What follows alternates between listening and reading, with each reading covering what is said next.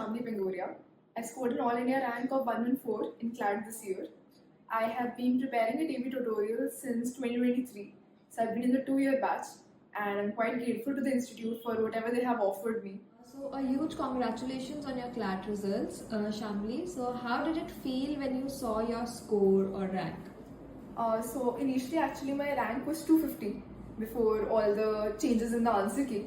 So at that time I was pretty happy, but I was a little bit disappointed too because seeing my marks after the provisional answer key, I hoped I would get something under 150. So I was pretty happy. But recently when the answer key changed and the new results came out, it was a huge relief from whatever stress was bearing on me for these past few months.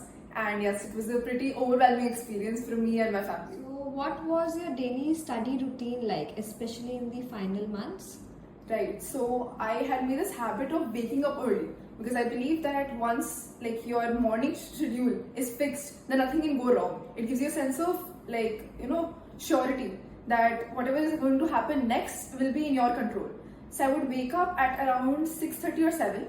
I would give a sectional test, probably of legal, because that's something that requires a lot of intellect. So in the morning, I believe I am at the peak of my entire day routine. So I would wake up, give a sectional test, then whatever the daily routine goes, like the breakfast and everything. Then I would sit down again at 10 o'clock. From 10 to 12, I would again do another sectional, probably of English or logic. And then one thing that I had fixed was that I would give a mock every day from 2 to 4. That was to acclimatize myself to the situation because the actual CLAT paper also happens in that time only, like from 2 to 4. So I would sit down at that time, and then after that also practice some quants questions, some legal questions, and at the end, around 10, 11 at night, I would also sit down and analyze my mock scores. So that's something that kept me constant during my entire last 2 months.